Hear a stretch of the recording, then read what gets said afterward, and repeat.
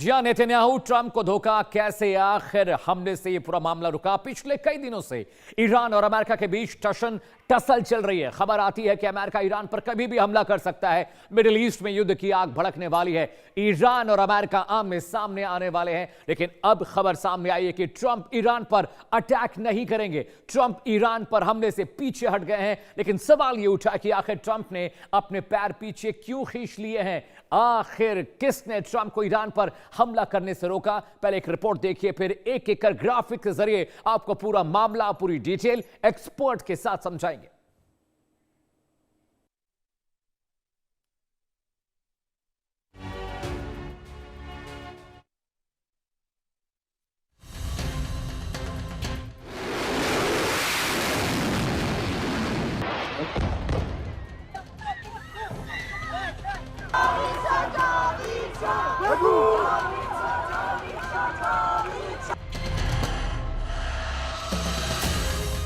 Iran पर हमले को लेकर अभी 2 दिन पहले ही तो अमेरिकी राष्ट्रपति डोनाल्ड ट्रंप ने दहाड़ लगाई थी। ऐसा लगा था कि बस अब अमेरिका ईरान पर हमला कर ही देगा।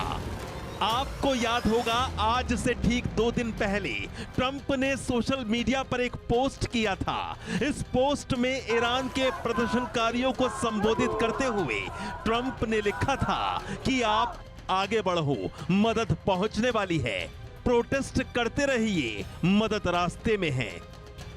सोशल मीडिया पर पोस्ट के बाद डोनाल्ड ट्रंप ने बयान भी दिया था कि अगर ईरान ने किसी प्रदर्शनकारी की हत्या की या उसे फांसी दी तो अमेरिका हमला करेगा। 15 जनवरी 2026 को ट्रंप के इस ट्वीट को पढ़कर और बयान को सुनकर ऐसा लगा था कि अमेरिका ईरान पर हमले का मन बना चुका है। अब कुछ ही घंटे में ईरान पर हमले का आदेश ट्रंप दे सकते हैं। इजरायली प्रधानमंत्री नेतन्याहू का विमान इजरायली एयर स्पेस से बाहर कहीं सेफ जगह पर चला गया था। कतर के अमेरिकी एयरबेस से सैनिक हटाए जाने लगे थे, क्योंकि ऐसा तभी होता है जब अमेरिका कोई बड़ा एक्शन लेने वाला होता है। लेकिन अचानक ट्रंप के तेवर नरम पड़ गए। ट्रंप ने ईरान पर हमला टाल दिया और ट्रंप के इस फैसले से पूरी दुनिया हैरान रह गई। अमेरिका और इजराइल ने अब तक ईरान पे सैन्य कार्रवाई इसलिए नहीं की है क्योंकि इसके 2 मुख्य कारण हैं।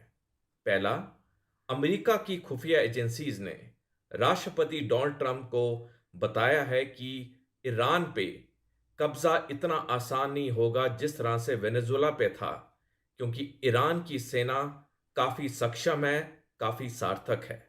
और दूसरा कारण यह है कि खाड़ी के कई देशों ने, जैसे कतर, ओमान, यूएई, इन्होंने अमेरिका को बताया है कि यदि अमेरिका ने ईरान पे हमला किया तो यह क्षेत्रीय युद्ध में बदल जाएगा और उनके देशों पर भी सैनिक वार होंगे। अब सवाल ये उठे कि आखिर ईरान पर हमले का आदेश देने से पीछे क्यों हटे ट्रंप। नेतन्याहू ने ट्रंप को ईरान पर हमला टालने के लिए क्यों कहा। क्या ईरान में आयतुल्लाह खामेनेई की इस्लामिक सत्ता अब कायम रहेगी।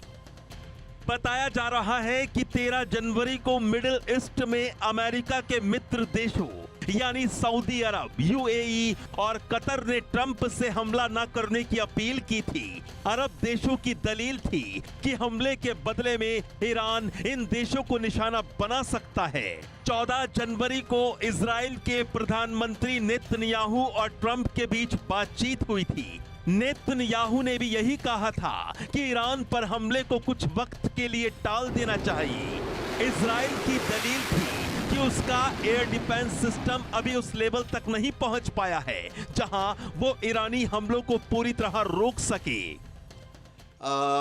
लगता है कि आईआरजी ने फिलहाल उग्र प्रदर्शनकारियों पर कुछ हद तक कंट्रोल पा लिया है।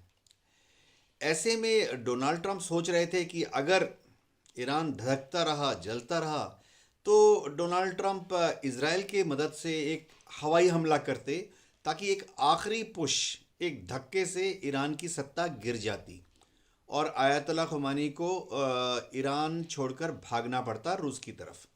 ऐसा हुआ नहीं। अब सवाल ये उठता है कि अमेरिका ने ईरान पर रहम किया या फिर कोई नया जाल बुना है, क्योंकि जिस तरह से ट्रंप ने ईरान पर हमला टाला उससे कई तरह की तस्वीरें बनती दिख रही हैं।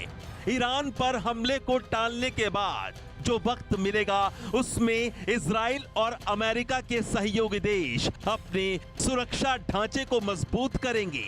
एक बार जब एयर डिफेंस मजबूत हो जाएगा तो ट्रंप सीधे ईरान पर हमला कर देंगे। दरअसल ट्रंप एक जिद्दी शख्स है। ऐसे व्यक्तियों के लिए कहा जाता है कि जो वो ठान लेते हैं उसे पूरा करने के लिए किसी भी हद को पार कर जाते हैं। इसी वजह से कहा भी यही जा रहा है, आज नहीं तो कल ईरान पर ट्रंप हमला जरूर करेंगे। Bureau report, India news. तो बड़ा सवाल आखिरकार यही है कि नेतन्याहू और ट्रंप शुरू में चाहते थे ईरान पर हमला करना, अचानक मुलाकात हुई, बात हुई, क्या ऐसा हुआ कि ट्रंप पीछे हो गया और नेतन्याहू ने उनका साथ छोड़ दिया। दो एक्सपर्ट्स मेरे साथ जुड़ रहे हैं। जी हाँ, एक सिवाच साहब मेरे साथ हैं जो कि